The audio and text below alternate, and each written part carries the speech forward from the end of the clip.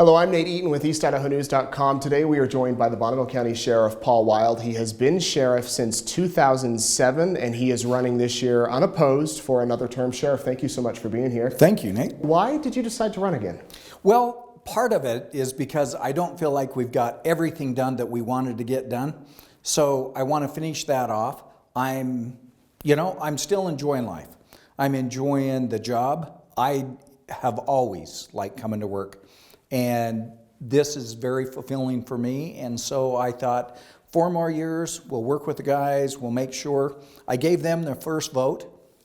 So last year during our block training, I gave the guys their first vote.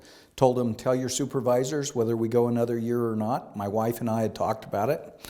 And they said, yeah, let's keep going. So we decided we'd go 4 more years. Well, you've had nearly 40 years of experience with the department. A lot of people don't really know what a sheriff does. They know they're out there, maybe chasing down bad guys, arresting people, but there's so much more to the role. Talk to us about what you do every day. So, sheriff's office is totally different than a police department. A sheriff's office is the elected law enforcement agency. So the office of sheriff is obligated to uphold the peace, no matter whether there's any other law enforcement or not. And so that's our constitutional obligation. We are obligated to have a jail or some type of accommodation for the jail. We're obligated for a civil division so that we can do civil process and service, and we're obligated to keep the peace. So those are the main jobs of law enforcement, or of the sheriff's office in law enforcement. So we do some civil stuff with the civil division, working through papers that are coming in, garnishments, executions, all the pieces that take on the civil process and the paperwork. And then we're obligated on the criminal side. So with that, we make arrests. We have a full investigative division. We have a drug enforcement division, and we have a patrol division. And then better than 50% of our office is the jail, where we house all criminal people that have been sent to jail, and by order of the court or by arrest, and we house those individuals to make sure that the community is safe. So there's a lot of different things going on. Yeah, and we're obligated for search and rescue, and the obscure things are that if there's a fire outside of a fire district or whatever, anything that is not covered by a fire department, the sheriff is the fire chief. So that's kind of an obscure piece because we don't have any fire equipment or anything, but that by law that kind of comes into play. So we work with our partners and make sure that those things are covered also. But search and rescue, of course, is a big piece of what we do. We have a lot of volunteers in that area that come and help us. Over the past year or so, there's been a nationwide focus on police, it seems. Police brutality, some of it deserved, some of it probably not deserved. Two-part question. What are you doing to make sure that incidents like this don't happen in Bonneville County with your deputies? And how do you keep the morale up when police seem to be under attack at some points, maybe unfairly? Well, I'll tell you what, it starts from the top. So if I'm the guy that's saying, oh yeah, let's just go out there and take care of business or do whatever, then that's where the issue goes down all the way to the bottom. What we've done is we have put a culture and a moral obligation to our deputies. We have an acronym called HITRA.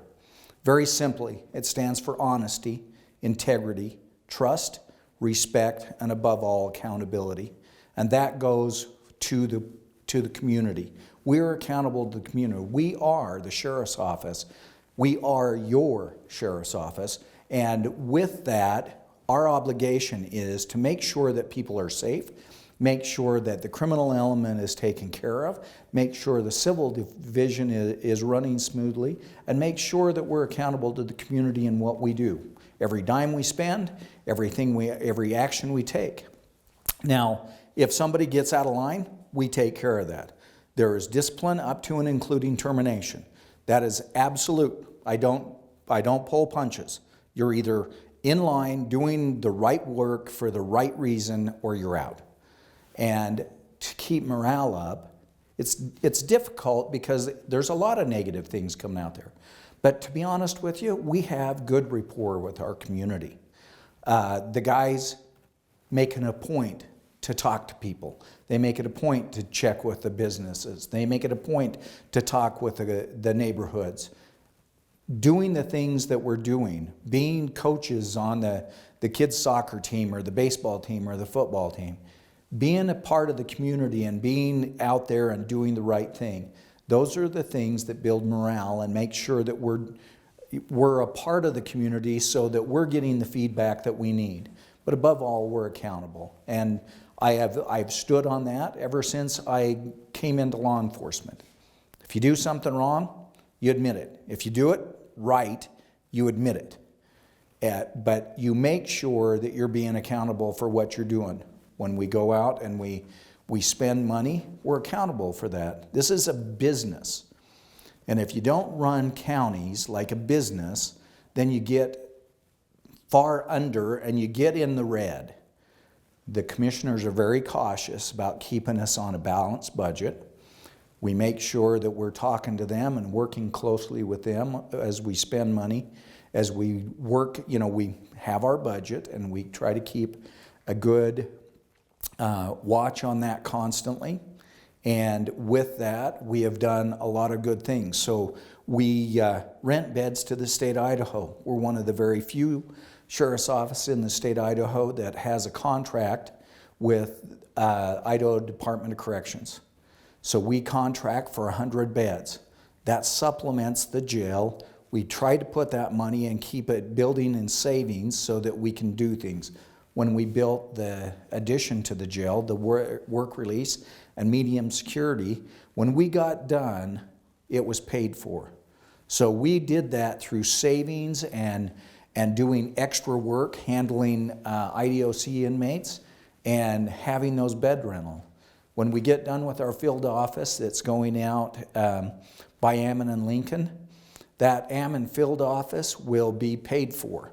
So because we have planned ahead and worked with the commissioners and made sure we're doing the right thing and we're accountable to the community. One of the challenges police departments and sheriff's offices across the country face is dealing with those that are mentally ill, those potential criminals or maybe just people that need help. What are some things your department's doing to make sure that those situations are handled appropriately? Well, one of the main things that we've done, and I give a lot of credit to Sam Haltz, who is our captain on the law enforcement side. But when I started into office, one of the things we were working on is figuring out how to handle the mental health issues that are coming up. And they have been building for a long time. A lot of things coming up. So with his assistance, we work diligently to get a CIT program in. That's Critical Incident Task Force that is working towards mental health issues. We have great partners. One of the big things that we have here in our community is we all work together. So if I have a mental health issue, we call the mental health provider. They may already have been engaged with working with somebody in the mental health, District 7 or somewhere in the mental health piece, a local provider or whatever. We have that contact now. They're working with us. They're working with us in CIT. So building that out was the first step to go through. The other piece that we have done is the crisis center that was built here. We were the first in the state to obtain that. It was an idea that we had from starting with CIT and how do we provide for people. What happens is you have a lot of mental health people that are either taken to the emergency room or taken to jail because nobody knows what to do with them. So the crisis center is that interim place where they can go, get services, get out of crisis, that's the main thing, and get some help and get where they need to be. So the Crisis Center is doing very good for us. Now, the numbers are high. Numbers are high for the jail, the numbers are high at the emergency room, but the numbers are high at the Crisis Center. Just because we have a lot of mental health issues that are going on, from drugs, from whatever else. I'm not sure why we're having all the crises, but those are things that I believe help us. It helps the deputies and the officers understand a person in crisis, and they see it as a crisis rather than a criminal action. And if they can take that and stop it from being a criminal action, get the person some help, they're far better off than putting them in a jail cell.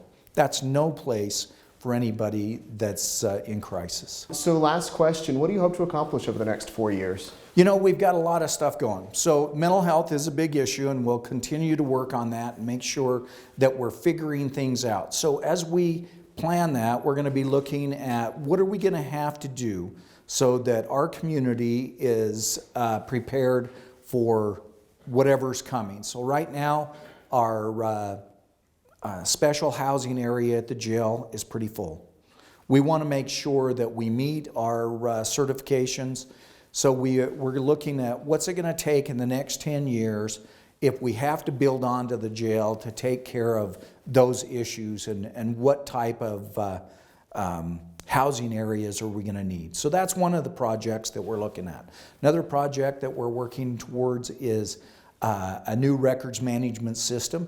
City and county have joined together with 911, and we're all building out a new records management system so that we have better technology and information that we can compile and get out to the guys on the street real quick, that the jail can keep track of all their people and the things that are going on. So the records management system is a big deal. It's also a big deal for the 911 and the computer-aided dispatch, and so that all flows down, because that's where the first call comes. So then it flows down to the city police and to the sheriff's office, and the guys have the information. So we're making that. We've built out our program to have computers in the cars. We're looking at what is that next generation. Is that a tablet? Is that something smaller, easier, more compact than what we're doing now? How can we better serve the community in the way we're doing it? I believe one-on-one is the best way to do a lot of things, but sometimes it's better to have technology that people are used to doing. Maybe they want to just call, get online and do a quick report that for other, for minor purposes. But otherwise, can that tablet go in and can they complete a report while they're still talking to people? What can we do to better serve the community in a more efficient manner? Those are things that we're always looking at. Each of the deputies are given that task. When you're out there, what can we do that we can better serve this community and make it a better place to live? It's not all about the criminal aspect. Most of our job is about public relations and about serving this community and being there when you need us, or just being there so that people have a sense of security. We want this a safe place to live, play, and work, and we want to make sure that everybody is in a position that they feel confident with their law enforcement. We work hard to have the public trust as part of our HITRA. That trust is very important. That respect amongst each other is very important. And we want them to know that we stand for honesty and integrity, and we will be accountable to them. Sheriff, thank you very much for your service. 40-year veteran of the Bonneville County Sheriff's Office, running unopposed again this year, and Election Day is May 17th. So we would encourage you to get out and vote, and we thank you for your time. Thank you.